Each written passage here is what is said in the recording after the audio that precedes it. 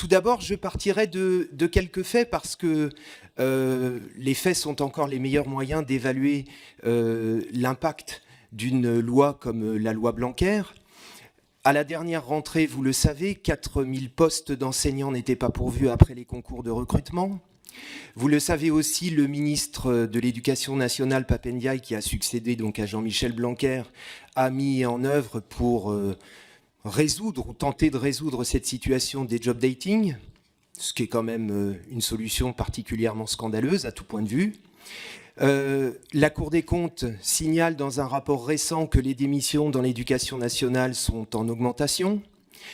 Les AESH, concernant les AESH, la situation est tout simplement dramatique. Les AESH manquent partout, provoquant des situations absolument désastreuses, bien évidemment pour les enfants handicapés concernés et pour leurs familles. Ce ne sont là que quelques faits, on pourrait en citer beaucoup d'autres, mais ces faits donnent un bilan. Alors, il faut être honnête, ce bilan n'est pas à proprement parler exclusivement, en tout cas celui de Jean-Michel Blanquer. Les quinquennats précédents se sont chargés de porter quantité de coups contre l'école publique, mais il est clair, du moins de mon point de vue, que le précédent quinquennat d'Emmanuel Macron, de 2017 à 2022, a été marqué par une aggravation extrêmement brutale, extrêmement violente, des coups portés contre l'école publique. On pourrait citer toute une série de mesures, bien évidemment la loi OR, la réforme du lycée, du baccalauréat, Parcoursup, et donc l'instauration de la sélection à l'entrée à l'université. Il y aurait beaucoup d'autres éléments à verser au dossier, mais la loi Blanquer, de toute évidence, s'inscrit dans ce dispositif dont il est une pièce. Et après 5 années passées à la tête du ministère de l'Éducation nationale, un bilan peut être fait. 5 années de mesures Blanquer conduisent aujourd'hui à un véritable désastre. Alors, le ministre Blanquer, lorsqu'il prend ses fonctions, dit « il n'y aura pas de loi Blanquer ». Malheureusement, si je puis dire, il n'a pas tenu parole, c'est dommage. Et cela nous amène aujourd'hui à examiner l'impact de la loi dite pour une école de la confiance.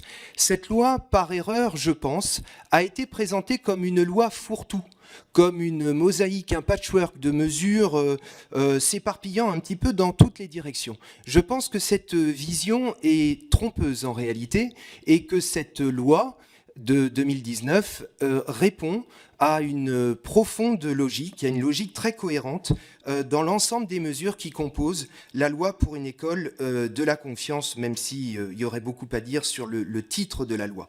L'examen des dispositions qui composent cette loi permettent, dans un premier temps, de dire qu'une privatisation de l'école est en marche, renforçant la sélection et la ségrégation scolaire. Je voudrais d'abord parler d'une mesure que tu as évoquée à juste titre, bien évidemment.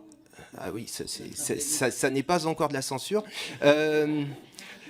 C'est l'obligation de scolarisation dès 3 ans. Alors, cette mesure, bien évidemment, n'est pas en cause. Elle l'est d'autant moins, d'ailleurs, que, et c'est rappelé dans le rapport, avant même l'entrée en vigueur de la loi, 98% des enfants de 3 ans en métropole étaient scolarisés.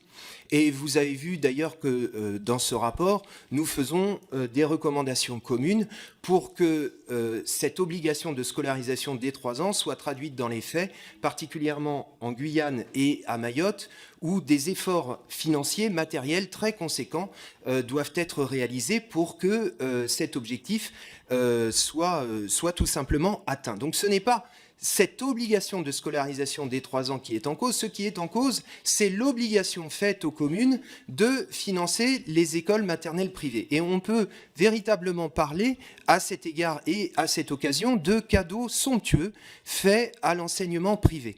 Les chiffres qui nous ont été communiqués, qu'il est d'ailleurs parfois difficile de se procurer, tant nous ne disposons pas d'évaluations chiffrées précises dans ce domaine,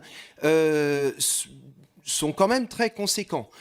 Pour l'année 2019, 150 millions d'euros pour l'école privée. Nous avons auditionné, dans le cadre des travaux de la commission, l'adjoint à la mairie de Paris, Patrick Bloch, qui nous explique que pour la mairie de Paris, c'est 11 900 000 euros qui sont affectés spécifiquement au financement des écoles privées depuis la mise en œuvre de la mesure dont il est question. Et à la rentrée prochaine, plus de 50% des enfants parisiens devraient être scolarisés dans le privé. Donc on voit bien qu'il y a là une logique qui est à l'œuvre, qui, bien évidemment, en tout cas en ce qui me concerne, me semble particulièrement contestable et dangereuse. Les EPLEI que tu as évoqués dans ton rapport à l'instant, de la même manière, s'inscrivent dans cette logique de ségrégation. Je rappelle que ces établissements internationaux relèvent d'un cadre dérogatoire et il y a un problème que vous mesurerez à l'aune d'un exemple concret qui est celui de la cité scolaire en construction à Marseille, qui nécessite un financement public de 100 millions d'euros. C'est tout de même conséquent, il s'agit des impôts des citoyens, et ces impôts vont financer une cité scolaire à laquelle les enfants du secteur, eu égard aux critères de recrutement dans ces établissements, n'auront pas accès. Il y a tout de même un problème là flagrant, puisqu'on est censé tout de même parler de l'école et de l'école publique. Je voudrais également évoquer la logique de l'évaluation qui a été mise en œuvre à l'occasion de cette loi pour une école de la confiance. Alors, là, on touche vraiment à un point où on peut dire que, décidément, on a affaire à une véritable inversion des valeurs et une véritable inversion du sens des mots. Parce qu'en réalité, de quoi s'agit-il? Une pression de plus en plus forte est mise en particulier sur les personnels, avec une véritable inflation des dispositifs d'évaluation. Évaluation d'école, évaluation d'établissement, auto-évaluation. Tout cela au moment où la mission des enseignants, transmettre le savoir, transmettre les connaissances, est de plus en plus affaibli et dénaturé. Tout le monde, ou quasiment tout le monde, dans le cadre des auditions qui ont eu lieu, a dénoncé le caractère lourd, bureaucratique, chronophage, et c'est un fait, de ces évaluations. Je pense, par ailleurs, qu'il faut aller au-delà. On enjoint, dans le cadre de ces évaluations, au personnel, dans le cadre de l'autonomie des établissements, à devenir en définitive les co-gestionnaires d'une situation qui leur est imposée et qui découle des choix politiques gouvernementaux. Il y a un exemple que j'ai cité à plusieurs reprises, ma collègue en est témoin, messieurs les administrateurs aussi. Lorsque j'ai commencé, moi, comme enseignant, il y a 25 ans maintenant, le lycée où j'ai commencé à exercer bénéficiait d'une infirmière à temps plein, d'une conseillère d'orientation à temps plein, d'une assistante sociale à temps plein. Il n'y a plus aujourd'hui d'assistante sociale ni de conseillère d'orientation. Et on pourrait multiplier les exemples, les classes sont blindées, si je puis dire, à 35, etc., etc.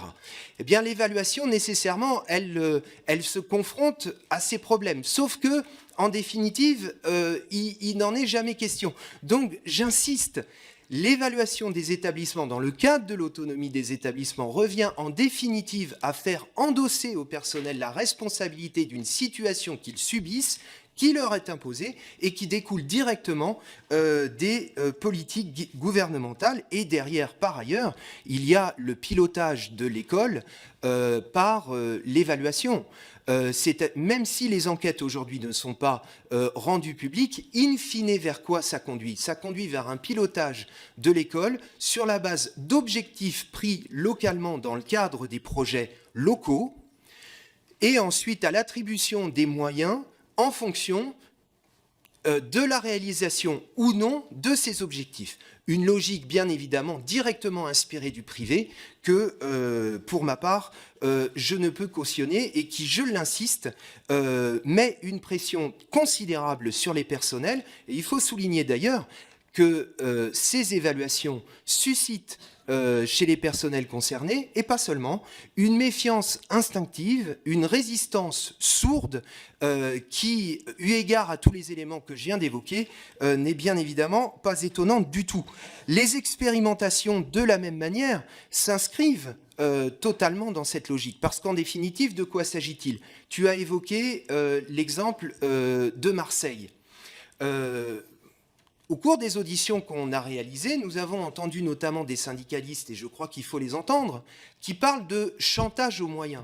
Nous avons entendu des syndicalistes qui nous disent « Certes, des équipes rejoignent l'expérimentation, mais elles ne la rejoignent pas par adhésion, par approbation.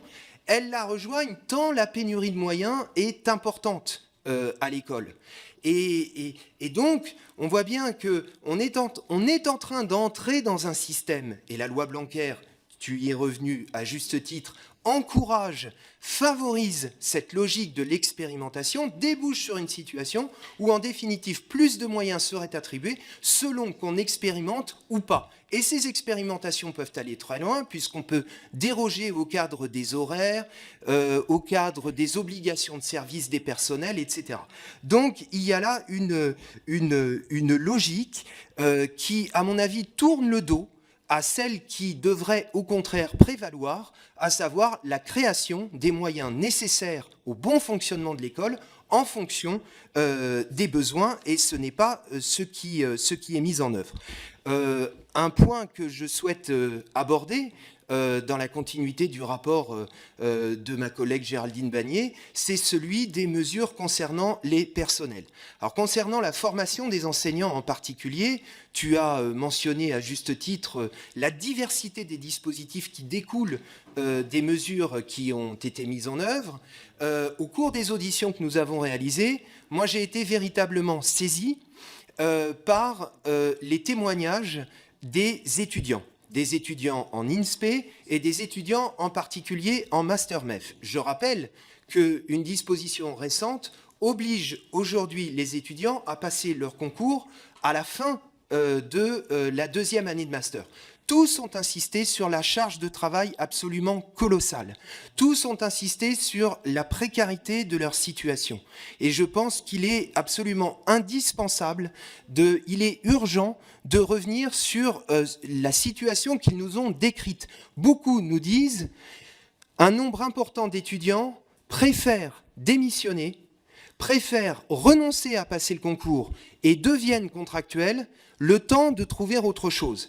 Un vivier de contractuels est en train de se constituer. Cet effet était tout à fait prévisible et cette évolution extrêmement dangereuse doit être stoppée. Alors, je suis pour ma part favorable au recrutement à la possibilité de passer le concours à partir de la licence. Ma collègue fait la proposition que le concours puisse être repassé à la fin de la première année de master. Je considère pour ma part que cette proposition serait déjà, par rapport à la situation actuelle, un progrès.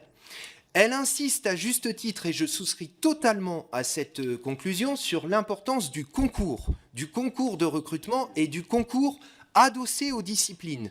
Nous avons auditionné la Société des agrégés, des associations de défense des disciplines, qui insistent sur l'importance des concours. Je pense que c'est absolument central. Je vois Monsieur le Président qui me fait signe, donc je vais aller très très vite à ma conclusion.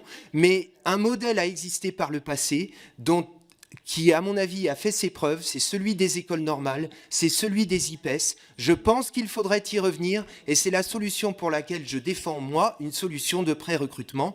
On va aborder la question des AESH, j'en ai parlé tout à l'heure. Je considère qu'il faut les titulariser, qu'il faut supprimer les PIAL, parce que les PIAL ont été un facteur d'aggravation considérable des conditions de travail des personnels AESH. J'aurais d'autres éléments à dire concernant cette loi Blanquer, mais j'irai droit à ma conclusion. Elle a posé les jalons de ce à quoi nous assistons aujourd'hui, qui est un véritable désastre, et de mon point de vue, la loi Blanquer doit être abrogée. Ce serait la meilleure nouvelle pour l'école publique.